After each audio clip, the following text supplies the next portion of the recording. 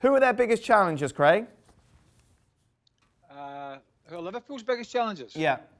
City. Really? Don't think there's a doubt about it. I think City are clearly the biggest. They've had a slowish start. They're not walloping teams that they were, but they're way more solid at the back. And I think they're playing at sort of 85, 90% at the moment. I mean, De Bruyne is not playing brilliantly in the middle of the park. They've been missing Aguero. So I think absolutely they are. But are you? Because I watched yesterday's show, and are you hedging your bets on all of a sudden Man United are the team to watch sort of scenario? Because I think that's where you're heading with this.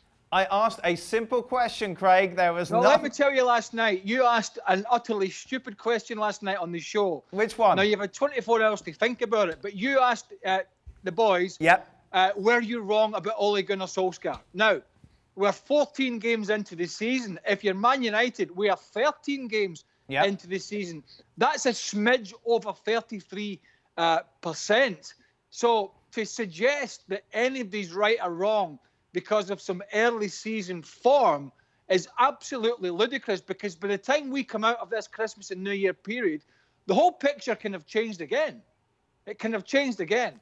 So I kind of wondered when you were going to get round to shoehorning it towards this, are Man United the biggest challengers debate? Because I can read your mind, son.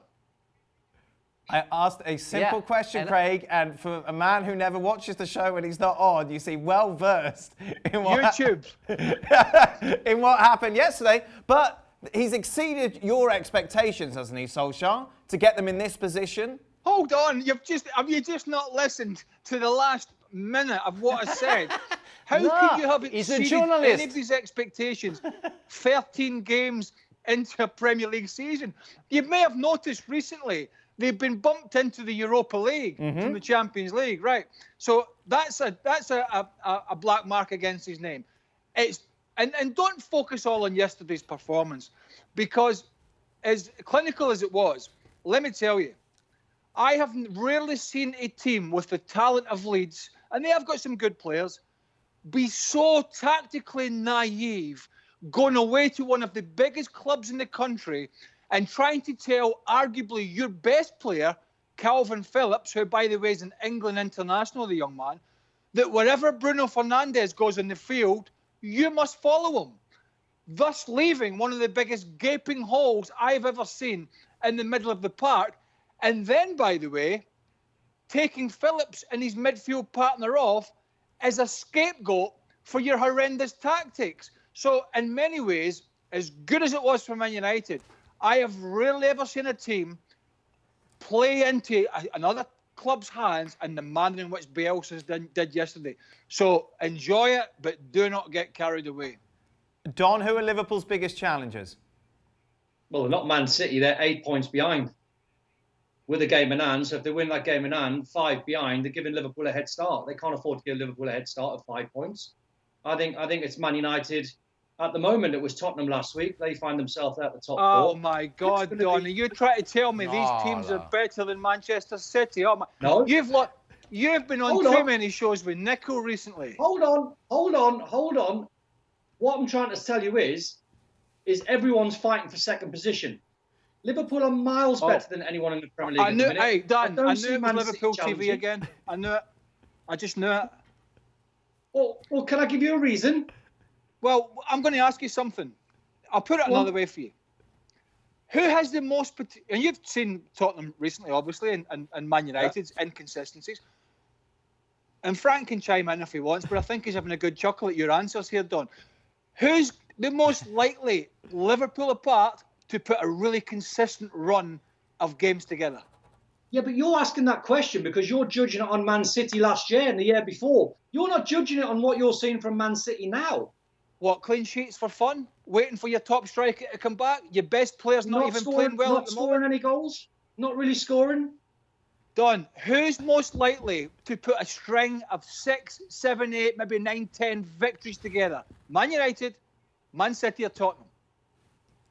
Not Tottenham. Man City. I never really had Tottenham in it. I understand what you're saying about Man City because they have got the capabilities, but I don't see it, Craig. I see them losing too many games. I think they're well off it. You know, they've lost people like David everyone Silva. else. Like Aguero's not fit. Leroy Sané's missed. I like them. Leroy Sané's not there anymore. And I know exactly what you're saying. And if you had said to me last season or season before, who could win 17 games on the spin, I'd go Man City all day long. Now I look at them, and I don't see them blowing teams away. All right, they've defensively sort of got better, but while the games are sitting at 0-0 and 1-0, they're always giving teams a chance. So just remind me here, because sometimes I'd come on these and I just can't remember. Well, they're 8 points behind. I'm being serious now. How did Liverpool get on at Fulham and Brighton recently? They drew. Right.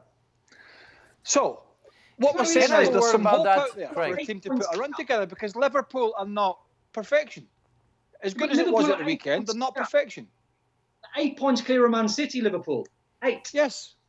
And City have a game in hand. My point is, City are the best positioned team to put a run of results together that may or may not put pressure on the leaders, Liverpool, who have dropped points quite a lot this season on the road, right? Not at the weekend because they were ruthless, but they have before.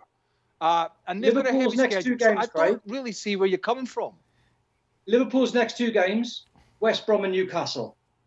Every chance they're going to win them both. Both of them games, going to win them. All right, and that's the league over. It's not the league over. But I tell you what, I wouldn't want to be giving Liverpool a 8-point head start or more.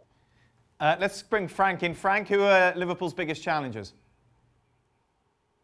I will go with Craig. I will go for Manchester City. I think it's the only team capable of catching up and getting some good results to put Liverpool in danger. Liverpool lost some games, stupid games. I think Aston Villa, how much was the result? Yeah. You know, it happens. It can happen during the season. And like 3 weeks ago, we say Chelsea can be the contender. Then 2 weeks ago was Tottenham can be the contender. The last week was, yesterday was Manchester United. We don't talk about Manchester City, but if we all look at all the strength of all teams that we have, the only team for me right now we can catch up because of the history of the club late, the history from last year and the year before, and the players that they have, they are the only one for me who make me think that they can catch up Liverpool. Of course, they will need Liverpool to drop points, of course, but they will be like any other clubs. So this invincible Man City that's going to put a run together, lost 5-2 against Leicester, drew 1-1 against West Ham and drew 1-1 against Leeds. But they're going to win 10 on the spin. No, but we're saying Liverpool are not exactly perfectionists at the moment either. They've had the big loss at Villa. They did lose points at Brighton. They did lose points and didn't play well at Fulham. This is far from perfection for Liverpool either. That's the point. And City are the best positioned team in terms of their squad, with players to come back without even playing well to go and challenge. Listen, I'll tell you one thing. I will stand corrected if it's not, in no particular order, Liverpool and City as the top 2 at the end of the season. We've seen flashes from the others, like Chelsea, like United, and I suppose if you can call it a flash, like Tottenham. But, you know, City have the pedigree within that squad to pounce on any potential mistakes that maybe Liverpool will have with injuries. Let's not forget, this is a Liverpool side that are going to have to go through the bulk of the season still, and this hefty Christmas and New Year period, without the best defender on the planet in Virgil van Dijk. Now, they've managed on occasion pretty well up to now, but it's a long old season, as you know. So you're almost crowning Liverpool champions here, Don, when we've only 13 or 14 games in. There's 24 matches left to be played. That's a heck of an amount of points. Now, you and Nickel, if you want to do your own show, you and Nickel, get a sort of YouTube channel or something, I'll pitch it to our boss. I'll pitch it to him if you want just to do a Liverpool segment. Will you change your mind if you see Man City drop points over the next couple of weeks? Well, that depends what Liverpool do.